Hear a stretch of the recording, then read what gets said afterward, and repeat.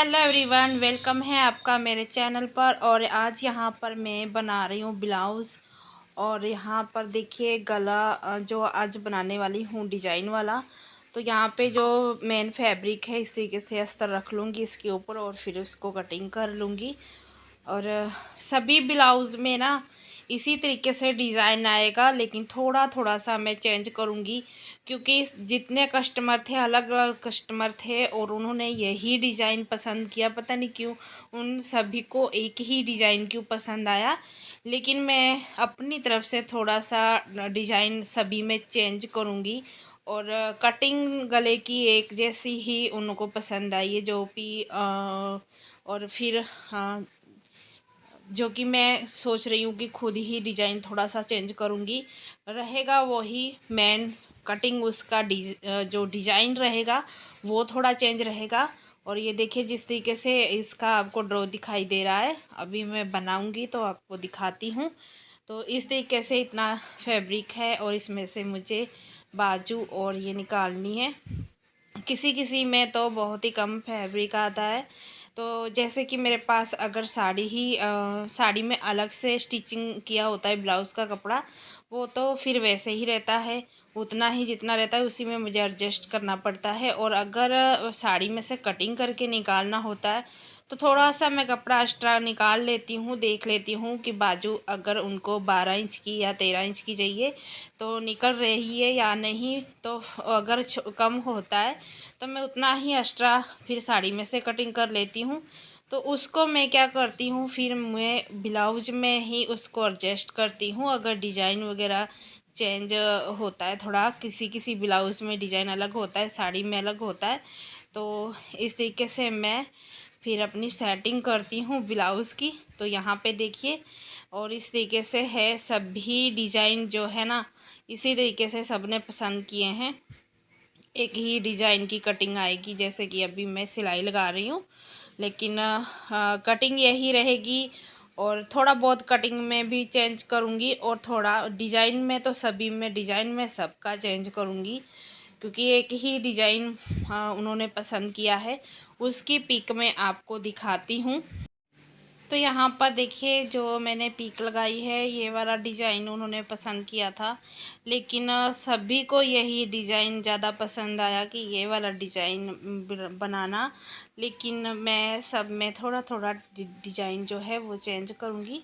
सभी ब्लाउज़ की पिक और वीडियो ज़रूर आएगी। मैं बनाने की कोशिश पूरी कर रही हूँ कि सभी की वीडियो आए और आप लोग देख सको। तो किस तरीके से मैं खुद डिज़ाइन चेंज करती हूँ और किस तरीके से मैं बनाती हूँ। तो यहाँ पर देखिए, ये जो ब्लाउज़ मैं अभी सिल रही हूँ, जो इसका डिज़ाइन आएगा, इस ब्लाउज़ की मैंने 450 रुपया सिलाई ली है। और इस तरीके से जिसमें मोती वर्क करती हूँ या मोती लगाती हूँ, थोड़ा हाथ से मुझे जो कि वर्क करना पड़ता है, तो उसमें मैं फिर डिज़ाइन का पैसा उतना ही बढ़ा देती हूँ। मतलब 450 रुपये इसकी सिलाई रहेगी। और अगर मैं थोड़ा और हैवी डिज़ाइन करती हूँ 500-600 रुपया। तो यहाँ पर देखिए इस तरीके से मैंने ये निकाल लिया है। कोना हमें बहुत ध्यान से निकालना होता है, क्योंकि अगर ज़ोर से हम यहाँ पे अगर स्टिक जो होती है ज़ोर से निकालेंगे अगर थोड़ा सा ताकत से, तो मतलब कपड़ा फटने का डर रहता है। तो इसे थोड़ा सा निकालने के बाद फिर आप जो बड़ी वाली सुई होती है ना, ऊपर से उसके साथ आप कर सकते हो। तो यहाँ से थोड़ा सा मैं नाखून से इस तरीके से कर रही हूँ, सेट कर रही हूँ। क्योंकि आप लोग प्रेस भी कर सकते हो, हल्की प्रेस लगा सकते हो। मैं ऐसे ही बैठा लूँगी और यहाँ पर मैं आधे इंच पर सिलाई लगा दूँगी। और इसी तरीके से मैं ब्लाउज बस सिलाई करती हूँ, कोई तुरपाई वगैरह कुछ नहीं करती हूँ, बस सिलाई से ही। गले पे भी सिलाई, अभी गले पे डिज़ाइन बनेगा, फिर उसके ऊपर लेस लगेगी। और इस तरीके से तुरपाई करने का झंझट नहीं रखती हूँ मैं। और देखिए यहाँ पर सिलाई लगा दूँगी, फिर गले पे लगाऊँगी।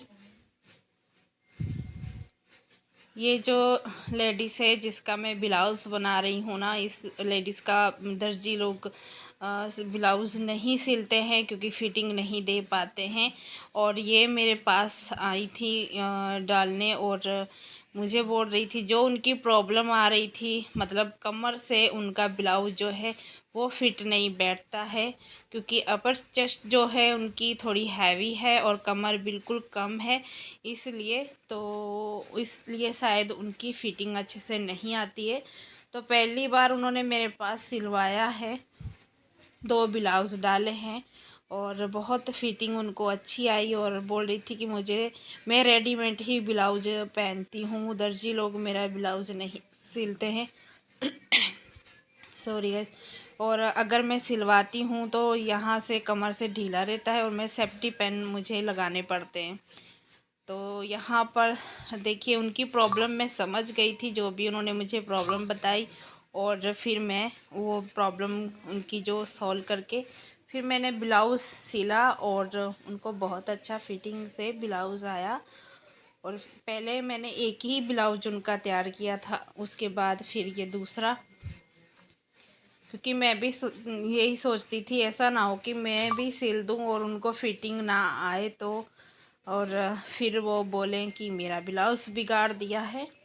पर मैंने पहला ब्लाउज सिला, प्रॉब्लम उन्होंने बता दी और मैं उसका हल निकाल पाई।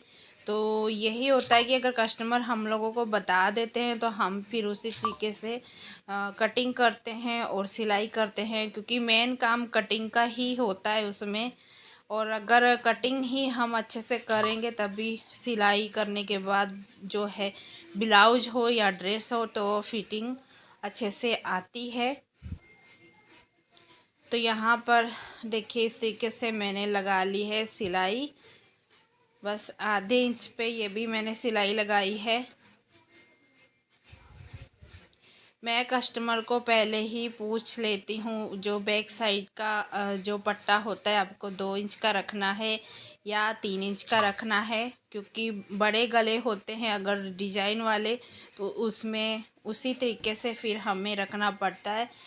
पहले पूछना अच्छा ही होता है, क्योंकि अगर किसी का कम रह जाए, किसी को ज़्यादा चौड़ा पट्टा चाहिए, तो फिर वो बाद में बोलेंगे कि आपने ऐसे क्यों कर दिया।